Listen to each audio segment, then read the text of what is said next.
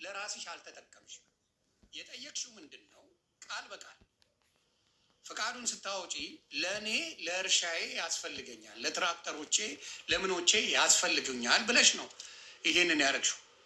እሱን ትተሽ ግን $100 $100 የሚሸጠውን ነዳጅ አንቺ በ1200 እና በ1500 ብር ስትሸጪ ነበር ትሸጪ ነበር። ይሄን የተጋለጠው እኔ እስር ቤት ሆኜ እንዴ መፍቀድ ትችያለሽ እኮ። ምኖች አሉሽ አንቺ እንትኖች አሉሽ፣ ውክልና አለሽ አይደል? ውክልና ያለው ሰው ያንን ሊሸጥ አይችልም እንዴ? ታዲያ ማን ሸጠው? አንቺ ካልፈቀድሽ ያንቺ የሆነን ነገር ማን ነው በጉልበት መሸጥ የሚችለው? አንቺ ነሻ መክሰስ ያለብሽ እኮ። ስለዚህ ብዙ የተጭበረበረ ነገር አለ፣ ብዙ የተዋሸ ነገር አለ በአንቺ ጉዳይ ላይ። ጤነኛ አስተሳሰብ ያለው ብዙ ሰው የለም። እውነቱን ልንገርሽ፣ ጤነኛ በደንብ በቅንነት የሚያስበው የለም። ለምን? ተነካክተሻል፣ በጣም ተጨመላልቀሻል ወንጀል ውስጥ። ባትገቢ ኖሮ እንደዛ ማንም አይነካሽም አልኩሽ እኮ። ማንም ብዙ ሰዎች ገብተው አሁን ዮኒ ቬጋስ ኢትዮጵያ ገብቶ ይሰራል። ማንም የሚነካው የለም። ሀገሩ ላይ ያገለግላል፣ ይሰራል። ምንም ከማንም ጋር አይገናኝም። ስራውን ይሰራል፣ ቤቱ ይገባል። አለቀ። ሌሎችም ኢንቨስተሮች አሉ ኢትዮጵያ ላይ ብዙ ሪል ስቴት የሚሰሩ አሉ፣ ኮንስትራክሽን የሚሰሩ አሉ፣ ምንም የሚሰሩ ብዙ ሰዎች አሉ። ከምንም ጋር የማይገናኙ በምንም የማይጠየቁ ሰዎች። አንቺ በየጊዜው ጥያቄ የሚበዛብሽ ለምንድን ነው?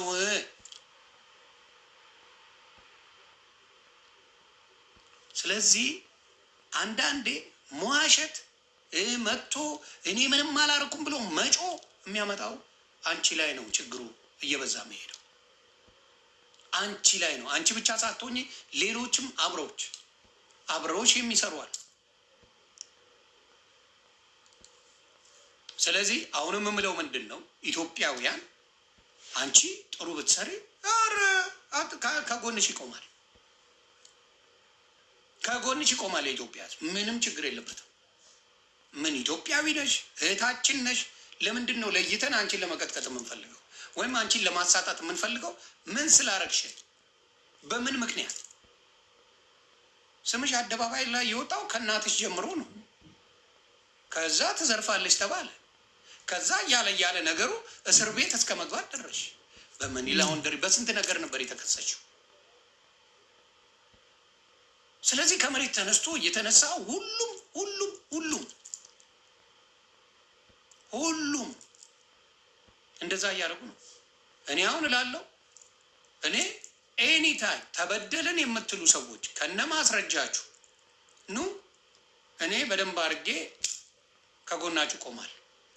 ንጹህ ከሆነች ደግሞ እኔ በአደባባይ ወጥቼ ይቅርታ ጠይቃታለሁ። እኔ ካለው ነገር ነው፣ ከአንቺ ጋር ምንም ግንኙነት የለኝም። ካለው ነገር ከሚደረገው ነገር መንግስት ካወጣው ነገር በየጊዜው አንቺ ላይ ከሚወጣው ጉድ አንጻር ነው ይሄን የምናገር እንጂ በግለሰብ ምን አደረግሽ? ምን ከኔ ጋር ምንም አይነት ችግር የለብን።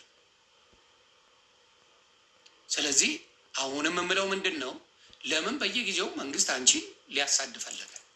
የሚሰራለትን ሰው ይፈልጋል እንጂ መንግስት ለምንድን ነው ያውም እየወደድሽ ብልጽግናን እየደገፍሽ ብልጽግና ነኝ እያልሽ በአደባባይ ለምንድን ነው መንግስት የሚያሳድሽ?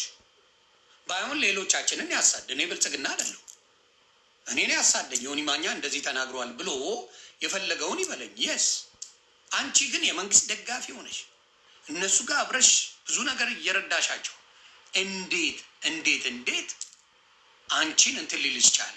እስቲ አንተሽ የምታውቀው ነገር አለ በዚህ ጉዳይ አስተያየት መስጠት ትፈልጋለህ? እየደገፍሽ መንግስት ለመንግስት እያገሽ እንዴት መንግስት አንቺን አሳልፎ ሊሰጥ ቻለ? ይሄንን ጥያቄ ነው ለአንቺ የምጠይቅሽ። እውቀቱ ስላለው ነው አንተሽን የምጠይቀው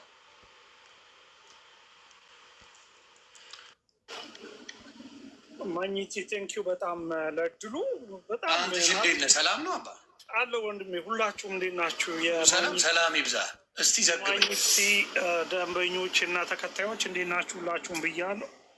እኔ በረከት በደረሰባት ነገር አዝኛለሁ። ማለት በሁለት ነገር ነው የማየው። አንደኛ እንዳልከው ነገር የሚበዛባት ነገር የሚበረታባት ልጅ ነች።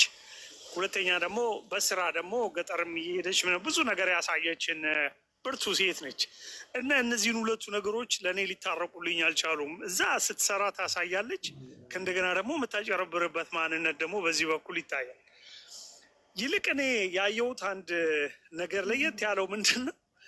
አንድ ባለቤቷ ነው። ባለቤቷ ለካ የሴኩሪቲ ካምፓኒ አፍሪካ ውስጥ ከፍቶ እሷም እንዳለችው የባለስልጣናት እንደዚህ ትልልቅ እንግዶች ከውጭ ሲመጡ የማጀብ የፕሮቶኮል ምናምን ስራ ይሰራል። የቦዲ ጋርዶች ምናምን ቀጥሮ የማስጠበቅ ከዱርዬዎች ከሌቦች ምናምን ማለት ነው። እና እሱ ሰውዬ ሚስት ነበረው ከሀገሩ ሚስት ይዞ መጥቶ ሚስቱን እዛ ባሌ ላይ ሎጅ አለ፣ የባሌ ተራራዎች ብሔራዊ ፓርክ ውስጥ ሎጅ አለ።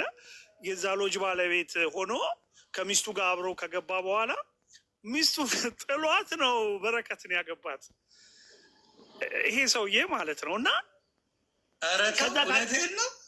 አዎ ሚስቱ አግኝቻት አውርቻታለሁ። አንድ ቀን አብረን እናውራታለን። አሁን ለንደን ያለችው እኔን ጥሎኝ ባሌ ኢትዮጵያዊት አገባና ሄደብኝ አለች እና እሷ ጥላ ሄዳ አሁን እዛ ነው ያለችው። እና ባለፈው ሊወስዱብኝ ነው ሎጂን ምናምን ብላ ሎጁን ዶክተር አብይ ሄዶ ጎብኝቶ በጣም ተናዶ እንዴት እንደዚህ ዳዋ እስኪለብስ ድረስ ሳይሰሩበት ብላም ለካ ሴትዮዋ ከኮቪድ ነው ከምናምን በኋላ ወደ ኢትዮጵያ ሄዳ ማታቅም አይታ ማታቅም እና በዛ ምክንያት መንግስት ሊወስድባት ወይ ስሪ ወይ አምጪ ምናምን ነገር ብሏት እንደዛ አይነት ነገር ሰምቼ ፋርዘር አጣራለሁኝ ነገር በደንብ እያልኩኝ እያለ ይሄ ነገር ድጋሚ ተከሰተ። ግን እኔ አንዳንድ ጊዜ ጥሩ ሰዎች እንደዚህ በጣም ስትሰራ ታውቃለህ፣ ቫይብራንት ሆነ በጣም ታውቀ ከመንግስት ሰዎች ጋር ግንኙነት ኖሮ ምናምን ስትሰራ አበሻ ታርጌት ያደርግሃል፣ ሌቨል ያደርግሃል፣ ያጠቃሃል። አንዳንድ ባለሀብቶችን በእሷ የሚቀኑ ምናምን ካሉ ምናልባት ይችን ልጅ እያጠቋት ይሁን ወይ ምናልባት እንዲሁ ስለጠመዷት ይሁን ወይ እላለሁ። ካምፔኑ በጣም በዛባት ለአንድ ስም አልጠራችማ። አሁን ሌሎች ባለሀብቶች ሌሎች ሰዎች እንደዚህ ያደረጉኝ እያለች አይደለም ብትል ነው አታውቅማ። የመንግስትን ስልጣን ስለሚጠቀሙ ባለስልጣኖቹን ፖሊሶችን ምናምን ሊጠቀሙ የእነሱ ነው የብልጽግናን። አሁን ለምሳሌ የመንግስትን ካለች ከመንግስት ጋር ባለው ነገር ላይ መንግስትን ደጋፊ ናት። እንደምታየው የብልጽግና ደጋፊ ናት አለ። በግልጽ ነው የምትናገረው። በደንብ ደጋፊ ናት። መንግስትን የምታግዝ ናት። ብልጽግና ይጠቅማል ለሀገር ብላ የምታስብ ሰው ናት።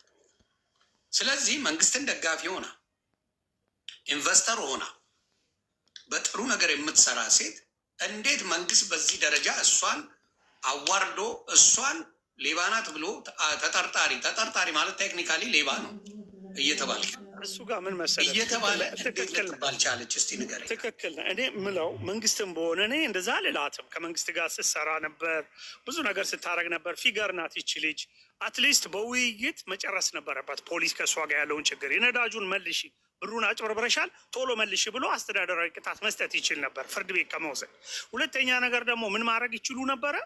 ከህዝብም ያጭበረብራለች ምናምን የተባለው የቅድሙ ልጅ ስሙን የጠራው ልጅ ያጋለጣቸው የተባሉ ነገሮችንም እሱንም መልሺ ተብላ በአስተዳደር ይቺ ልጅ ገንዘብ አላት፣ እርሻ አላት፣ ስራ አላት፣ ኑሮ አላት፣ ቤት አላት፣ ንብረት አላት። ዝም ብላ ሴት አረለችም። እና እንዲህ አይነት ነገሮች ካሉ አትሊስት እርምጃ እንደሚወሰድባት አስጠንቅቆ ነግሮ ቶሎ ብለሽ መልሺ ምናምን ብሎ በአድሚኒስትሬቲቭሊ በውስጥ ከቤት ሳይወጣ ከቢሮ ነገር ሳይወጣ መጨረስ ይቻል ነበረ። ይህን ሁሉ ፕሮሰስ ሄደው ነው እንደዚህ መልሺ አትመልሺ ወንጀል ነው። ቆይ ወንጀልን መልሺ አትመልሺ